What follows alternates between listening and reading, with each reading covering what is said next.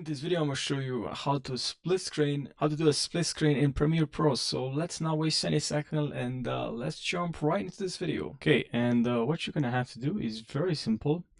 Just click on here, click on effects. From here, we're going to have to write crop and just drag and drop this crop onto your video. And then on the second one, now what we're going to have to do is to go here to effects control. When we select this video here, we're going to see that we have a crop effect, right?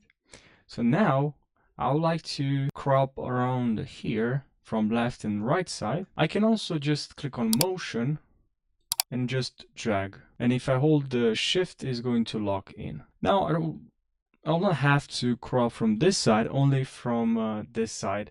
So I can go here, okay, have left and then right, around like this. Now I'm going to click on the second one and I can just click on motion here and I can drag like this. Now if I have to crop, I can, or I can just move left and right. But because this video is underneath the first one from video 2, video 1 is under video 2. So if you want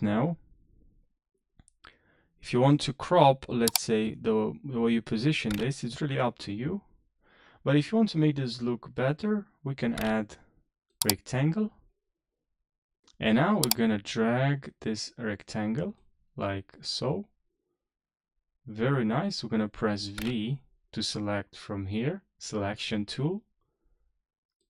And we're just gonna move around like this line we have here.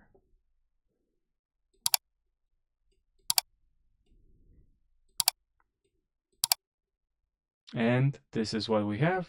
If you want, you can also go here and add some shadow.